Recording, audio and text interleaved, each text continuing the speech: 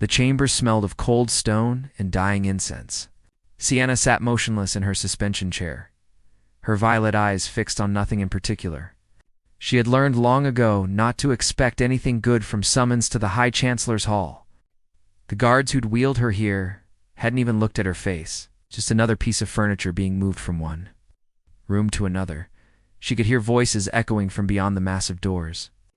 One was unmistakably Chancellor Vex's, sharp and commanding, filled with the kind of superiority that came from never knowing hardship. The other voice was deeper, rougher around the edges. Human, she realized with a flicker of curiosity, quickly smothered by apathy. What did it matter? Nothing changed for her anymore. The doors groaned open, and Sienna's chair hummed as it glided forward automatically. The grand hall stretched before her. All vaulted ceilings and crystalline pillars that caught the light of 3 suns streaming through stained glass windows. At the far end, Chancellor Vex stood on his platform, his silver robes cascading down like a waterfall of silk. His scaled face twisted into what might have been a smile, but looked more like a predator baring its teeth. Beside him stood the human. Sienna found herself actually looking at him. Really looking, for the first time in months. He was taller than most Crithians, with dark hair that fell across his forehead and eyes the color of Earth's oceans, which he'd only seen in old database images. His jaw was set, his expression unreadable as he watched her approach. He wore simple trader's clothes, nothing fancy. But he carried himself with a quiet confidence that seemed at odds with the opulence surrounding them. Marcus Reed of Earth, Chancellor Vex announced, his voice dripping with false warmth. We Crithians believe in gestures that transcend mere material wealth. As a token of our goodwill toward humanity and our new trade agreements, we offer you something rare, something precious. The Chancellor's hand swept toward Sienna, and she felt the familiar burn of shame crawl up her neck. We gift you Sienna Vale, daughter of our once great General Torrin Vale, blessed with royal bloodlines stretching back 7 generations. Marcus's eyes widened slightly. He looked between Sienna and the Chancellor, his brow furrowing. I'm sorry you're giving me a person. A burden, truthfully, Vex said with a dismissive wave, but one with excellent lineage. She cannot walk, cannot fight, cannot serve any useful function to our society. But perhaps she will bring you amusement, or companionship, or simply decoration for your vessel. Laughter rippled through the assembled Crithian nobles. Sienna felt each chuckle like a physical blow, but her face remained still. She'd learned not to react. Reactions only made it worse. Marcus took a step forward, his expression hardening. Let me get this straight. You're giving me a woman a living, breathing person as a gift because she's disabled. Such a crude word, Vex said, waving his hand. We prefer incomplete. But yes, essentially. She eats our food, occupies our space, and provides nothing in return. You humans are known for your charity. Perhaps you'll find some use for her that we could not. Marcus was quiet for a long moment. Then he walked toward Sienna, his boots echoing on the polished floor. She forced herself to look up at him, preparing for disgust, pity, or, worst of all, that calculating look people got when they wondered what entertainment a broken noble might provide. But his eyes held none of those things. He knelt beside her chair, bringing himself level with her gaze. What's your name? He asked softly. The question hit her like a physical shock. No one had asked her name in over 2 years. She was the crippled daughter, that Vale girl, or simply it when the guards thought she couldn't hear. Sienna, she whispered, her voice rusty from disuse. Sienna, he repeated. And the way he said it like it actually mattered made something crack in the wall she'd built around her heart. My name's Marcus. Would you like to leave this place? She blinked. Was this a trick? Some new form of cruelty she hadn't encountered yet? I don't understand. Simple question. His eyes never left hers. Do you want to stay here? Or would you like to come with me? She has no choice in the matter, Vex interjected irritably. She is a gift, freely given. Marcus stood, turning to face the Chancellor. His voice dropped to something dangerous. Then I'm refusing your gift. If Sienna wants to come with me, she can make that choice herself. If not, she stays here, and you can find some other way to prove your goodwill." The hall went deadly silent. Sienna's heart hammered in her chest. No one spoke to Chancellor Vex like that. No one challenged Crithian authority, especially not in their own hall.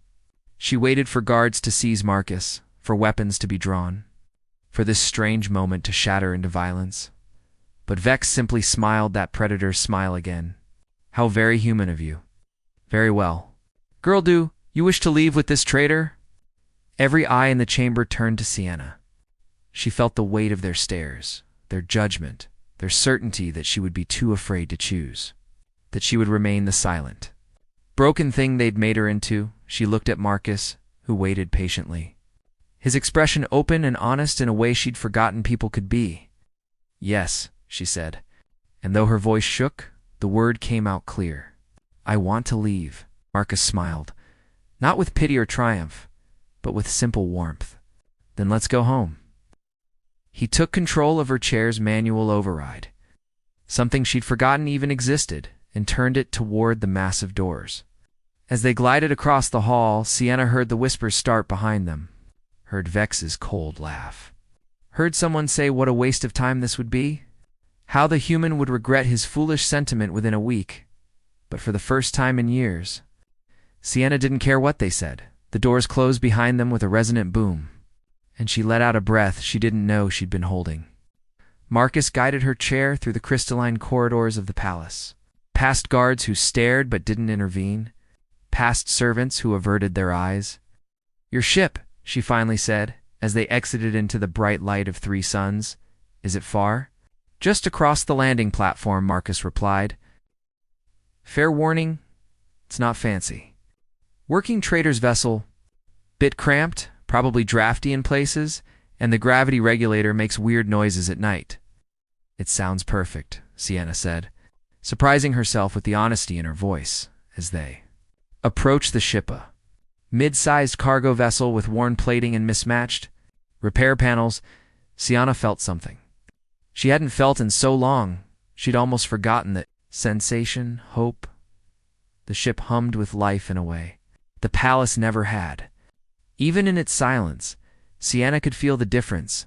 This was a space meant for living, not just existing. Marcus had given her the larger of the 2 sleeping quarters, a modest room with a viewport that stretched across one entire wall. Through it, she could see the stars streaming past as they left Crithian space behind. "I know it's not much," Marcus had said, hovering awkwardly in the doorway that first night, "but the bed's comfortable, and I rigged the temperature controls to go warmer than standard. Figured you might appreciate that." She'd simply nodded, unable to form words around the lump in her throat. When he'd left her alone, she'd stared at that bed soft clean, covered in a simple gray blanket tanned, cried for the first time in months, not from sadness, but from the overwhelming strangeness of being treated like a person who mattered. That had been 6 days ago. Now, Sienna sat in her suspension chair near the ship's small galley, watching Marcus prepare something he called breakfast. He moved around the compact kitchen with easy familiarity, cracking eggs into a heated pan, adding herbs she didn't recognize, humming something tunelessly under his breath. "You don't have to make me food," she said quietly. "I can use the nutrient dispensers." Marcus glanced over his shoulder, one eyebrow raised. "You could. But why eat paste when you can have actual eggs? Besides, I'm cooking anyway. It's not extra work to make enough for 2. Still, I don't want to be a burden." The word hung in the air between them. Marcus turned off the heat, plated the eggs, and brought them over to the small table. He set one plate in front of her and settled into the opposite seat with his own. "Sienna, look at me." He waited until her violet eyes met his. "You're not a burden. You're a person sharing my ship. There's a difference, is there?" The bitterness leaked into her voice before she could stop it. "I can't pilot, can't repair anything, can't even walk to the bathroom without this chair, so I can't speak Crithian beyond basic trade phrases. I'm terrible at math. And I once started a small fire trying to fix the nav computer, took a bite of eggs, completely unbothered. We're all limited in different ways. Doesn't make us burdens." Sienna picked at her food, the logic settling uncomfortably in her mind. She'd been trained from childhood that value came from strength, from usefulness, from what you could contribute to society. The Crithian way was survival of the capable. Those who couldn't keep up were left behind. But Marcus was human. And humans, she was learning, operated by entirely different rules. "Why did you really take me?" she asked suddenly. "Be honest." Marcus finished chewing, considering his answer. "Because Vex was treating you like garbage, and it pissed me off. Because nobody deserves to be thrown away like that. And because—" He paused, meeting her gaze steadily. "Because I saw something in your eyes when you looked at me. Not hope, not yet. But the absence of total despair, like maybe some small part of you still believed things could be different. That's not much of a reason. It was enough." He smiled softly. "Besides, I spend most of my time alone on this ship, jumping from station to station. Having someone to talk to isn't the worst thing, even if you barely say 3 words a day." Despite herself, Sienna felt her lips twitch. "I say more than 3 words. There's 4 right there. We're making progress." This time she did smile, just slightly. And Marcus's whole face lit up like she'd given him a precious gift. They fell into a routine after that. Marcus worked handling trade negotiations via COM, managing inventory, plotting jump coordinates while Sienna mostly observed, but slowly, tentatively, she began engaging. Asking questions about the cargo, commenting on the star systems they passed. Once, when Marcus was struggling with a calculation, she pointed out his error without thinking. He'd looked at her with such genuine gratitude that she'd felt embarrassed. "That's brilliant. How did you spot that so fast?" "Tactical training," she'd murmured. "We had to calculate trajectories constantly." "Right, because you were military." Marcus leaned against the console. "I keep forgetting you're basically space royalty who could probably strategize circles around me. That was a long time ago. Skills don't just disappear." "Sienna." But she'd changed the subject, unwilling to travel down that painful road. Not yet. 2 weeks into the journey, Marcus started reading aloud in the evenings. Sienna had discovered his modest library of Earth books, actual paper books, somehow preserved through decades of space travel. She'd been running her fingers over the spines when he'd walked in. "You like books?" he'd asked. "I used to, before." She'd trailed off, but Marcus understood. "I could read to you," he'd offered. "If you want." "I used to read to my sister when she was little. Drove her crazy eventually, but I always enjoyed it." And so it began. Every evening after dinner, Caius would settle into the co-pilot's chair while Sienna positioned her suspension chair nearby, and he'd read adventure stories, romances, mysteries, anything, and everything from his collection. His voice was steady and warm, and Sienna found herself looking forward to those hours more than anything else. One night, during a particularly dramatic scene, Marcus did a silly voice for one of the characters. Sienna laughed a sound so unexpected that Marcus stopped reading mid-sentence. "Did you just laugh?" Sienna felt heat rush to her face. It was the voice. "You sounded ridiculous." "Ridiculous?" Marcus looked mock-offended. "I thought it was a perfectly reasonable impression of a space pirate." "No space pirate sounds like that." "Oh, really? And you're an expert on space pirates now?" "More than you, apparently." They stared at each other for a moment before both breaking into grins. It was such a normal moment to people teasing each other, enjoying each other's company, that Sienna felt something deep in her chest begin to unknot. But that night, the nightmare came.